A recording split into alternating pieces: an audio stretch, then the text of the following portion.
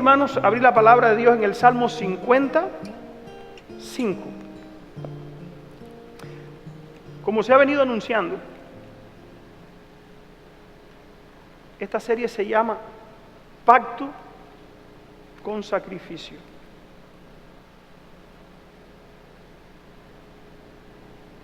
Salmo 55.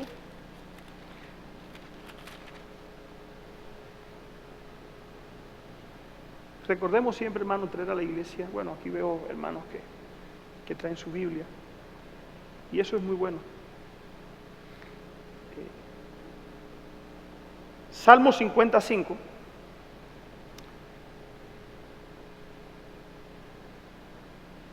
Dice la palabra de Dios: juntadme mis santos.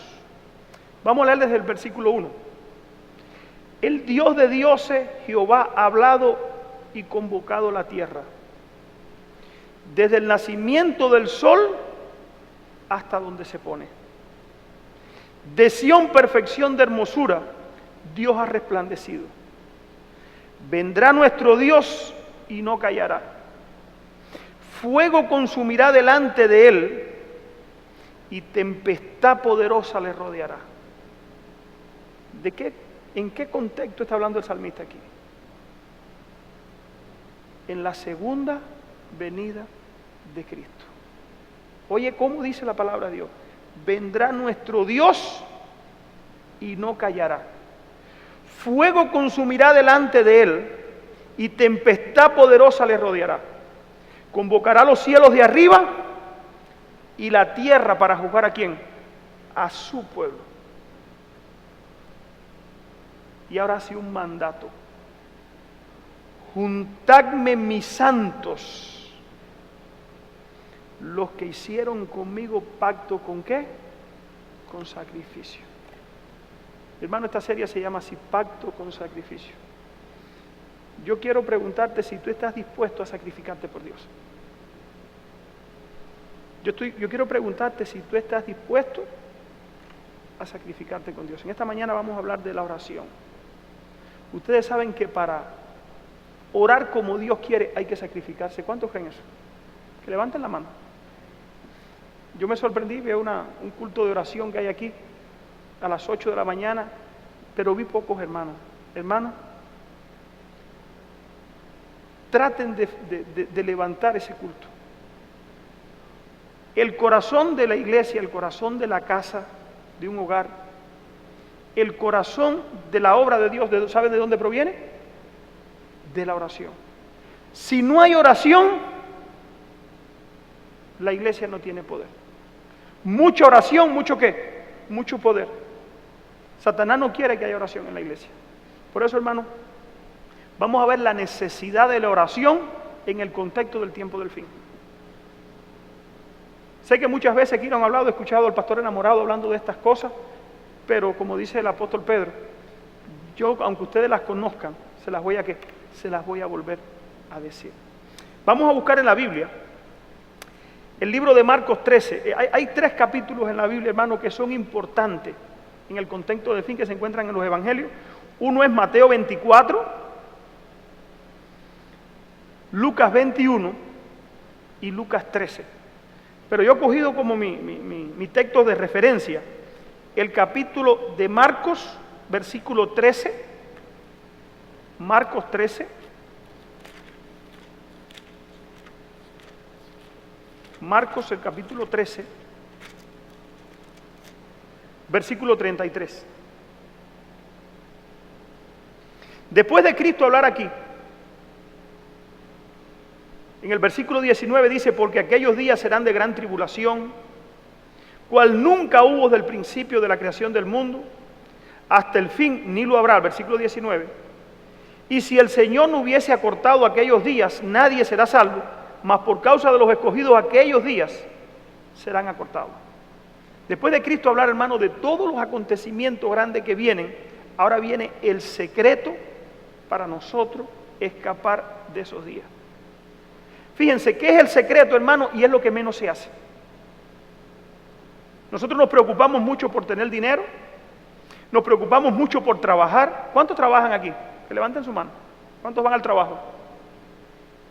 ¿Cuántos llegan tarde del trabajo? Hermano, esto es importante que nosotros entendamos, hermano, la necesidad que nosotros tenemos de buscar a Dios. Y más ahora que esto está por comenzar. Nosotros estamos esperando, ¿verdad?, una ley dominical. Nosotros estamos esperando eventos cataclísmicos que van a venir a los Estados Unidos, a este mundo. Y sin embargo, lo esperamos en la mente. Muchas veces tenemos el conocimiento, pero ¿qué estamos haciendo para que el Señor nos libre? No para librarnos nosotros, para que el Señor nos libre. Vamos aquí al secreto que dijo Cristo. Versículo 33, dijo: mirad, velad y orad. ¿Cuántas cosas? Dijo Cristo: mirad, velad y orad. ¿Cuántos velan y oran de la forma en que Cristo lo dijo aquí? Hermano, aquí no está diciendo, mira, ora por la mañana, ora por el mediodía y ora por la tarde. Aquí no está diciendo eso. Aquí está diciendo, miren, velen y oren. ¿Y cómo está diciendo Cristo esto? Vamos a seguir allí. Dice aquí: porque no saben cuándo será el tiempo. ¿Qué tiempo? ¿Aquí sabe alguien cuándo se cierra el tiempo de la gracia? Y después que se cierra el tiempo de la gracia, ¿qué va a pasar? Dice Daniel capítulo 12, en aquel tiempo se levantará ¿quién? Miguel, el gran príncipe que está de parte de los hijos de tu pueblo. ¿Y qué más? Y será tiempo de angustia. O sea, ese tiempo que está hablando ahí, es que Cristo está hablando ¿a qué tiempo? Refiriéndose al tiempo de ¿qué? Al tiempo en que dijo Daniel. Miren, porque no saben cuándo será el tiempo. Es como el hombre que yéndose lejos dejó su casa y dio autoridad a su siervo y cada uno su obra. Y al portero mandó que ¿qué? Que velase. La misión de la iglesia en estos últimos días, hermano, ¿es qué? Es velar. Ahora, ¿cuántos están velando, hermano? Ahora, ¿qué cosa es velar? Podríamos preguntarnos, ¿qué es velar? ¿Qué cosa es estar apercibido, como dijo Cristo? ¿Qué cosa es Cristo? Dijo, velar en oración. En la Biblia hay muchos casos. Vamos a ver otro caso. Lucas capítulo 21. Lucas 21, 34 en adelante.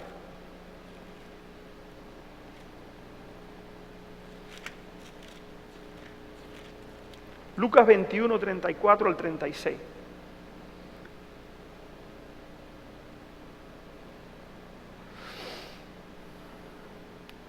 Aquí se repite la misma historia. Cristo dice, mirad también por vosotros mismos, que vuestros corazones no se carguen de glotonería y borrachera. ¿Y de los afanes de qué? Y venga de repente sobre vosotros, ¿qué cosa? Aquel día. ¿Qué día? El tiempo de angustia. Y dice más, porque como un lazo vendrá sobre todos los que habitan sobre la faz de ¿qué? De toda la tierra. Velen pues en todo tiempo orando que sean tenidos, ¿por qué? Por dignos de escapar de todas estas cosas que sobrevendrán, ¿dónde? A la tierra. Palabrita importante aquí. Velad en todo tiempo.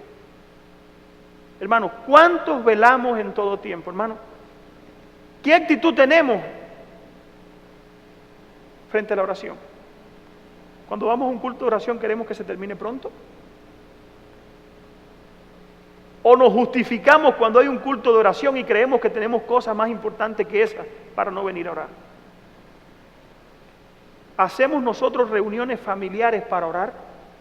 Donde están mis hijos, mi esposa, donde hay algunos hermanos de iglesia que son invitados, con el único objetivo no de sociabilizar, no de hacer un chiste, no, solamente vengan a mi casa ¿qué? A orar, y vamos a hacer una vigilia hasta las 11, hasta las 12, hasta la 1 de la mañana. ¿Estamos en ese tiempo? ¿Ustedes no creen que estamos en ese tiempo? Estamos en ese tiempo. Ahora, ¿cuánto lo hacemos? Hermano, ¿cuán difícil es reunir a un grupo de personas para dedicarse a orar? De donde proviene el poder de la iglesia es de la oración. De donde proviene el poder para que mi casa ande correctamente es de la oración. De donde proviene el poder para que mis hijos sean guardados, hermanos, de la tentación y del pecado, es de la oración. Y sin embargo, queremos la bendición de Dios, pero no estamos dispuestos, hermanos, a dedicar un tiempo en el día, en la semana, ¿a qué? A lo que dijo Cristo, velad y orad. Siempre que Jesús tenía algo importante, ¿qué hacía la noche anterior? Vamos a leerlo, vamos a abrir la Biblia, Mateo capítulo 14, y vamos a entender, hermanos, qué estaba pasando aquí. Mateo capítulo 14.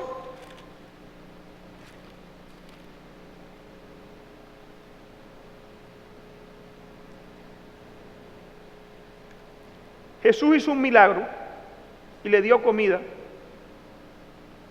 le dio panes a mucha gente. Después que Cristo termina ese milagro, en el versículo 22, dice que enseguida Jesús hizo a sus discípulos entrar en la barca e ir delante de él a la otra ribera, entre tanto que despedía a la multitud. Si nosotros leemos el contacto, dice el deseado a toda la gente que ahí hubo una situación. Después que Cristo le da comida a las personas que estaban allí, 5,000, pero había muchos más, porque no se contaban las mujeres y los niños. Después que Cristo le da comida a toda esa gente, habían personas allí que políticamente querían coger a Cristo y ponerlo como rey. Aún los discípulos veían en esa perspectiva que se estaba levantando. Ellos dijeron, mira, este Mesías, si se muere alguien lo resucita. Si hay hambre en el ejército le da comida, no hay problema, vamos a vencer a los romanos, con él no hay problema. Cristo aparentemente, humanamente cumplía todos los requisitos que ellos querían ver en quién, en un líder. Pero la misión de Cristo no era convertirse en ¿qué? En rey. La misión de Cristo ¿cuál era? Venir a salvar al ser humano. La misión de Cristo era salvar al ser humano y nada lo podía desviar ¿de qué? De eso. Pero la misión también de Cristo era preparar ¿a quiénes? A los discípulos, para que cuando Él se fuera, ellos pudieran entender su misión, que en ese momento no la estaban entendiendo. ¿Y saben por qué no la entendían, hermano? Casi siempre que Cristo los invitaba a orar, ¿tú sabes qué hacían? ¿Qué pasaba con ellos? Satanás lograba que ellos se durmieran.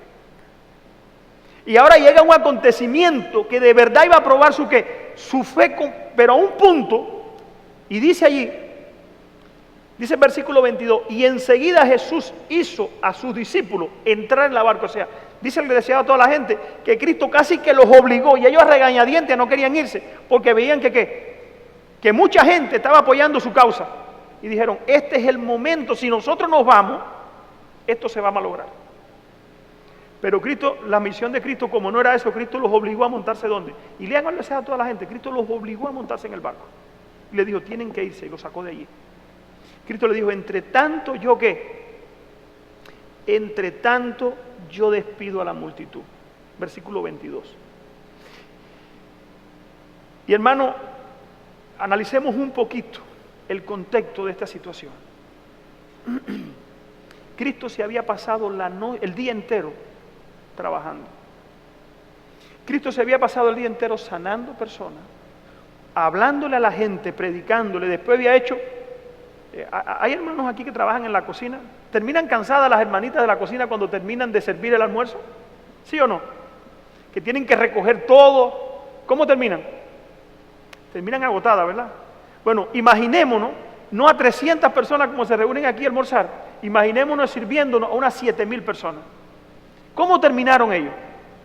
Y dice la Biblia que cuando terminaron, Cristo se fue a dormir. ¿Se fue a dormir? Vamos a leer el contexto.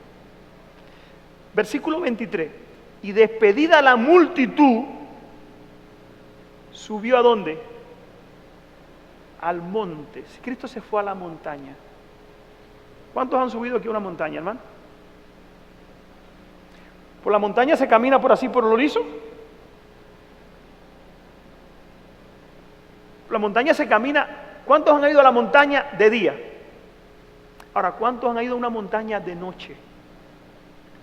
Por un trillo que va subiendo, donde hay piedra. Ahora, ¿cuántos han ido a la montaña de noche y en sandalia? Y con un par de zapatos cerrados, es fácil, ¿verdad? Pero Imaginémonos el cuadro. Cristo andaba en sandalia, subir a la montaña de noche, porque ya se le hizo de noche.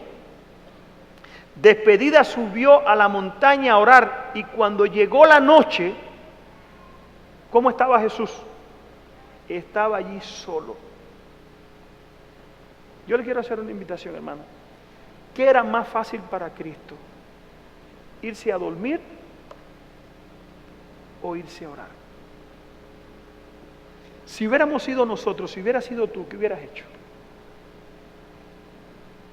¿Verdad, hermano?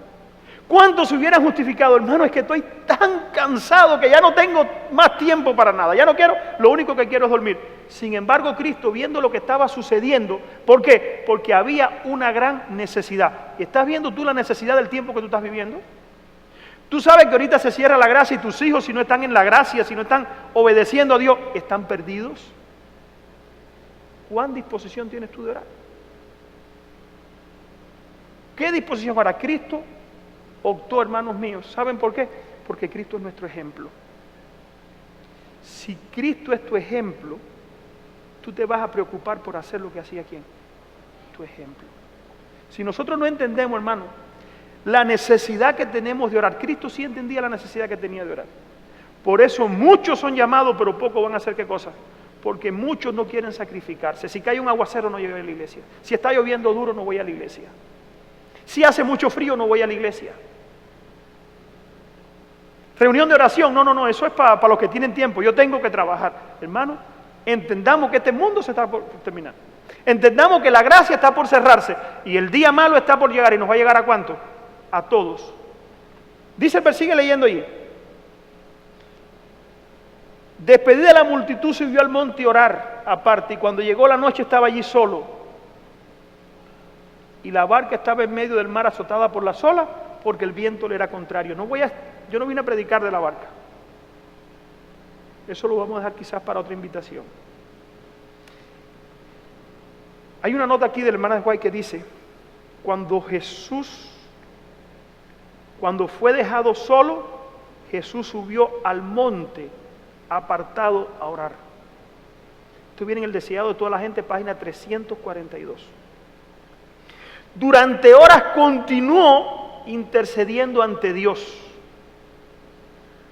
Oraba no por sí mismo. ¿Por quién oraba Jesús? No por sí mismo, sino por los hombres. Pidió poder para revelarles el carácter divino de su misión, porque ellos no entendían la misión de Cristo. Y cuando Cristo veía que no entendía la misión que Él traía, eso lo llevaba ¿a qué? A orar. Para que los hombres entendieran pidió poder para revelarles el carácter divino de su misión, para que Satanás no cegase su entendimiento y pervirtiese su juicio. ¿Cuántos están pidiéndole a Dios, hermano? Hermano, la iglesia de estos últimos días, lo hablaba con ellos ahorita, la iglesia de estos últimos días tiene un gran problema. La iglesia de estos últimos días, ¿saben qué cosa es? Es ciega. ¿Cómo la iglesia de la Odisea? Una iglesia que está ciega. Satanás ¿la qué? La ha cegado. ¿Cuántos están ayunando y orando y pidiéndole a Dios que le abra los ojos espirituales para ver el pecado cuando se está acercando en los hijos? Yo tengo dos hijos, uno 19 y uno 16 años. De 15, va a cumplir 16. Quizás me estén viendo ahora mismo. Y siempre les digo, hay veces que ellos quieren hacer algo y el Señor me los muestra y ellos me dicen, oye, pero hay veces que guardan silencio, hermano. Yo le pido a Dios constantemente que me enseñe qué hacen mis hijos. Hermano, Satanás quiere quitarnos a nuestra familia y no estamos orando.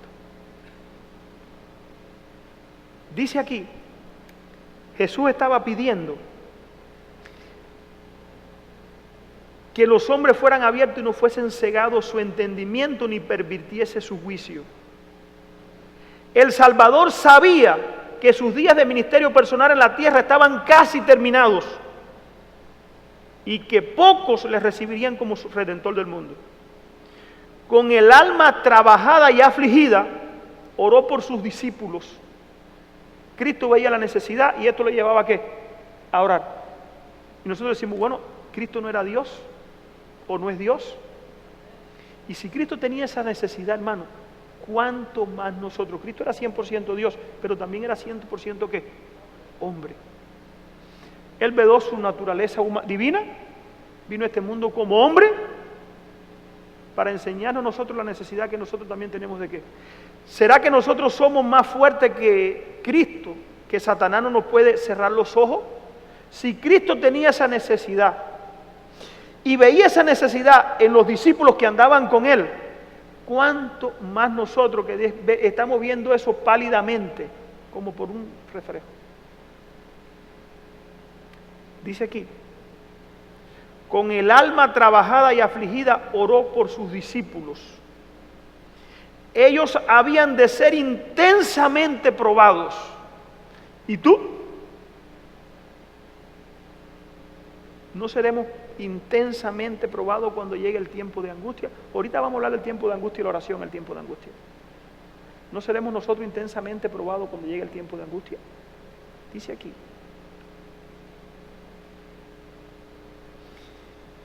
Las esperanzas que por mucho tiempo acariciaban basada en un engaño popular, habría de frustrarse de la manera más dolorosa y humillante. ¿Por qué? Ellos creían que el Salvador cuando viniera, o el Redentor cuando viniera, no venía como para redimido del pecado.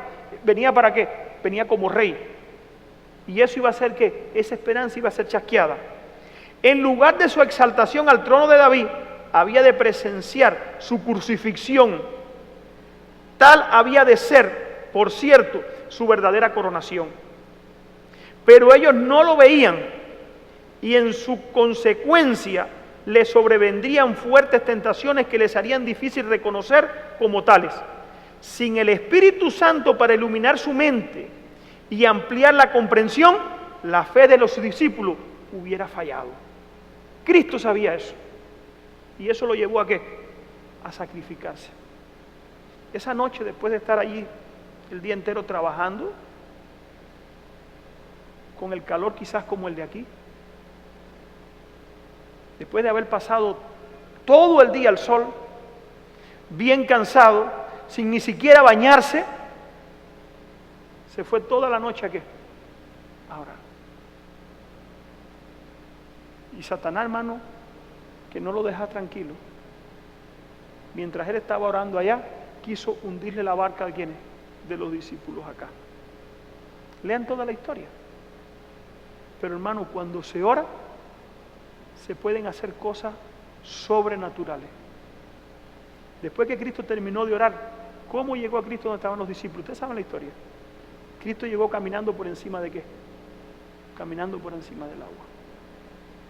Quiera Dios que nosotros aprendamos, hermano, a orar de tal manera que podamos caminar por encima del agua. Porque en este tiempo lo vamos a necesitar. Yo sé que no todos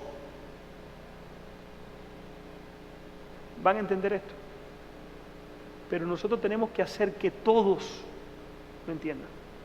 Y esa es la misión de los líderes. Hermanos, necesitamos hermanos que se consagren a la oración. Necesitamos hermanos que dejen sus cosas a un lado, porque nosotros para el cielo no nos llevamos a llevar el carro del año, ni nos llevamos a llevar la computadora, ni nos vamos a llevar el dinero que tenemos guardado. De aquí para el cielo se van dos cosas: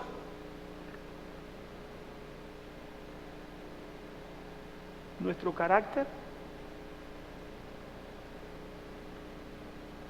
el carácter que hayamos formado,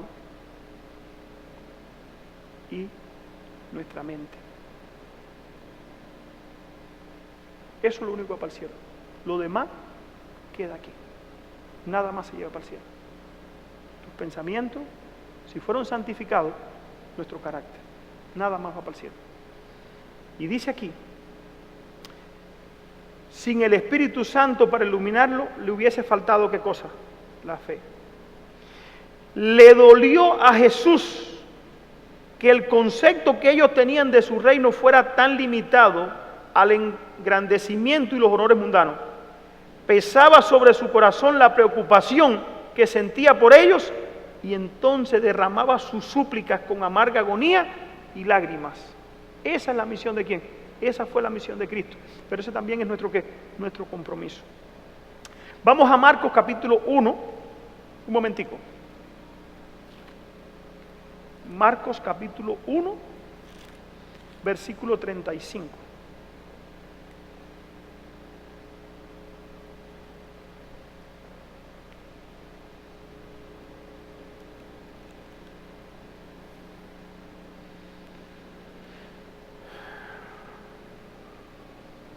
Dice aquí, levantándose muy de mañana, siendo aún muy oscuro, salió y se fue a un lugar desierto. ¿Y allí qué? Dice la Biblia, yo amo los que me aman y me encuentran los que madrugando me buscan. Cristo, hermano, bien de madrugada. Yo anoche estaba bien cansado. Bien cansado, me acosté, yo antenoche, de jueves para viernes, me acosté a las 2 de la mañana, 1:30 por ahí. Me levanté a las 5, dormí 3 horas, y anoche pensé que iba a dormir, iba a descansar, dije ya voy a descansar, fui con los hermanos, tuvimos algo en la televisión, no sé los que lo vieron. Cuando terminamos, fui, me acosté, eran como las 11:30, así cuando terminamos, y dije voy a dormir. No me podía dormir, tuve que levantarme a orar. Y a las 5 de la mañana se abrieron mis ojos otra vez. Ya me desperté, sabía la responsabilidad que tenía esta mañana. Pastor enamorado, hermano, le cuesta mucho al ministerio traer un predicador aquí, ¿saben eso? Y yo le estoy pidiendo a Dios que aunque sea una persona pueda ser tocada por estos sermones. Y eso lo estoy pidiendo a Dios. ¿Qué yo les digo, hermano? Tenemos que tener, hermano, el compromiso.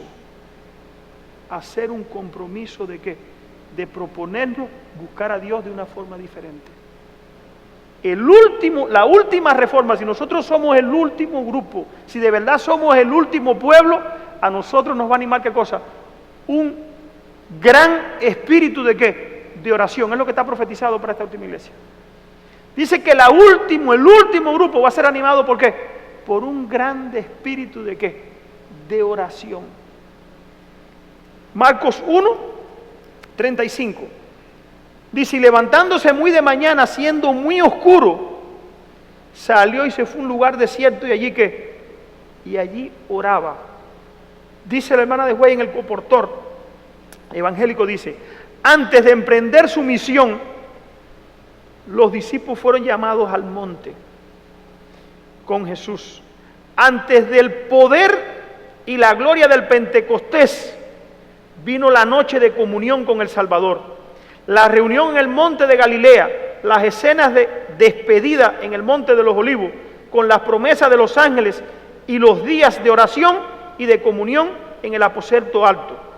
Jesús, cuando se preparaba para una gran prueba o para algún gran trabajo importante, se retiraba a la soledad de la montaña y pasaba la noche orando a su Padre. Si Jesús lo necesitaba, ¿cuánto más tú?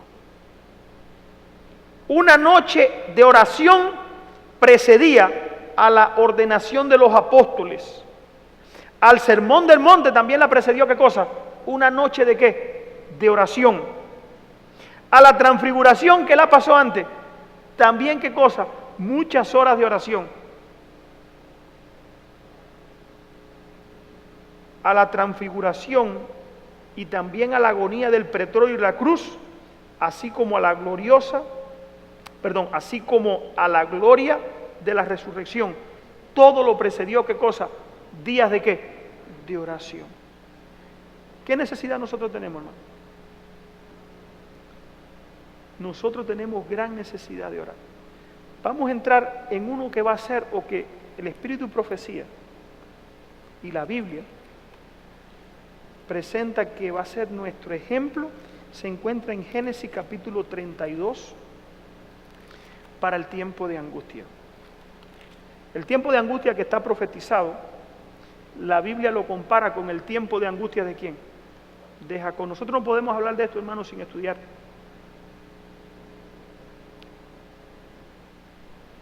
¿Cómo vivió Jacob su noche antes de qué? antes de que se presentara su hermano para matarlo. Jacob sabía que lo iban a matar al otro día. Jacob sabía que por causa de su pecado, saben la historia, ¿verdad? Yo doy por hecho que estoy hablando con personas que conocen la historia. Génesis 32 habla de la gran lucha que tuvo ¿quién? Jacob. Dice que Jacob siguió su camino y se salieron al encuentro ángeles de ¿quién? Ángeles de Dios. Y dijo Jacob cuando los vio: campamento de Dios es este, y llamó el nombre de aquel lugar Manaín. Y envió Jacob mensajeros delante de sí a Saúl su hermano, a la tierra de Seir, campo de Edom. Y les mandó diciendo: así dirá a mi señor Esaú. ¿Qué pasaba? Jacob se había tenido que ir de su casa huyéndole ¿de quién? A la amenaza de su hermano. El hermano dijo que lo iba a matar, después que le engañó a su papá, engañó a su hermano, le robó la primogenitura y tuvo que irse al destierro. Pero Dios no quería que se quedara allá. Dios quería que volviera ¿a dónde? A Canaán. Porque Dios había prometido darle a Canaán ¿a quién? A los descendientes ¿de quién? De Abraham. Y Jacob no tenía que estar allá. Jacob tenía que estar ¿dónde? Donde el Señor lo quería. Ahora Jacob viene de regreso, pero se encuentra con una situación difícil. Había alguien que había jurado que lo iba a ¿qué? Que lo iba a matar. Pero ahora Jacob no viene solo. Si él hubiera venido solo, quizás no le hubiera interesado. Pero ahora Jacob viene ¿con quiénes? Viene con su esposa, con sus siervos, con su ganado, con todo lo que ¿qué? Con todo lo que había ganado. Y ahora Jacob viene de regreso y se encuentra con un problema. ¿Era grande o pequeño el problema de Jacob? El problema de Jacob era muy grande. Pero el problema de Jacob no era más grande que el problema que vamos a tener nosotros dentro de poco. No, el problema de Jacob era grande, le iban a matar toda la familia. Pero el problema que nosotros viene, hermano, porque nosotros, aparte de la persecución, vamos a tener personas que hay engaño en estos últimos días de que de todo tipo, hay engaños de todo tipo espiritual. Van a haber milagros, van a haber aparentes milagros que parecen de verdad, van a haber gente que nosotros hemos admirado por su brillo, que van a descarriar al pueblo de Dios con sus consejos, y nosotros vamos a tener que discernir entre lo que ellos enseñan, y enseñan ¿qué cosa? La palabra de Dios. Van a haber pastores que nosotros hemos visto, y lo hemos admirado, y van a decir, no, si lo dice fulano es porque es verdad. Y vamos a tener que coger la palabra de fulano y tirarla contra ¿qué? Contra la Biblia y decir, lo hemos admirado, pero lo que está diciendo está incorrecto. Estamos llegando a ese tiempo, hermano. O ya estamos en ese tiempo. Y nosotros enfrentamos un peligro un poco más más grande. Porque no solamente tenemos enemigos que nos van a querer eliminar, sino también tenemos el engaño de que todos estos engaños espirituales. Y dice aquí que Jacob le envía mensajeros a su hermano, y los mensajeros volvieron a Jacob diciendo, vinimos a tu hermano Esaú y él también viene a recibirte. Él entendió que el hermano, ¿ustedes saben qué venía? Venía a eliminarlos, porque no venía solo. Y dice aquí, él también viene a recibirte y 400 hombres con él. O sea, viene, pero no viene con amistad. Cuando Jacob oyó eso, hermano, dice aquí, versículo 7, entonces Jacob tuvo gran temor. Hermano, tener temor no es miedo, no es malo. Si el temor nos lleva a buscar a Dios, el temor no es malo. Pero malo es que el temor nos haga violar principios. Ustedes saben que hay personas que por temor a lo que me puedan hacer, van a ceder. Hay personas que por temor a lo que le puedan hacer, a lo que le puedan decir, van a dejar de ¿qué? Van a dejar de hacer lo correcto. Entonces, ¿qué yo les invito, hermano? Si el temor nos lleva a hacer lo que hizo Jacob, el temor es bueno. Ese temor es bueno. Pero no dejen que el temor lo llene de un terror que los aparte de quién, que los aparte de Dios. Dice la Biblia que Jacob, cuando eso le sucedió, hizo algo bien, bien importante. Jacob organizó su campamento para ir apurando esa música. ¿Se terminamos ya? Pero me dijeron que era hasta las 1:30, hermano. Oye, está bien. Hay algo importante ahí que quiero leerles, que no lo puedo pasar por alto. Dice aquí: la noche de aflicción de Jacob, cuando luchó en oración para ser librado de la mano de Esaú, representa la prueba por la que pasará el pueblo de Dios en el tiempo de angustia. La única esperanza de Jacob se cifraba ¿en qué? En la misericordia de Dios, y su único amparo debía ser ¿qué? La oración. Pero Jacob se había acostumbrado a ¿qué? A orar y a llevar sus problemas ¿a quién? A Dios. Cuando llegó el momento difícil, ya Jacob estaba ¿cómo? Jacob estaba preparado. Los que no se acostumbren ahora, hermano, a sacar tiempo para orar, cuando llegue el tiempo difícil no van a estar ¿qué? No van a estar preparados. Quiera Dios, hermano, que podamos entender esto. Si quieren, en la tarde podemos terminar esta meditación. Que el Señor nos pueda bendecir. ¿Qué les quiero invitar? Del lugar secreto de la oración, y con esto voy a terminar, fue de donde vino el poder que hizo estremecerse al mundo en los días de la Reforma. Y del lugar secreto de la oración es donde va a venir el poder que nosotros necesitamos para pasar el tiempo de angustia de Jacob. No hay otro, hermano. No es el conocimiento, no es el tener todos los libros, no es el leerse la Biblia de tapa a tapa, es del lugar de ¿qué? Secreto de la oración. Es verdad que la Biblia tenemos que leerla todos los días, pero del lugar secreto, hermano, de oración, es donde va a venir el poder que nosotros necesitamos para resistir los momentos difíciles que vienen. ¿Cuántos quisieran hacer pacto con Dios con sacrificio para orar? Que levanten su mano. Quiera Dios, hermano, que podamos entender el tiempo en que estamos viviendo y que el Señor nos pueda bendecir en esta mañana. Que el Señor le bendiga.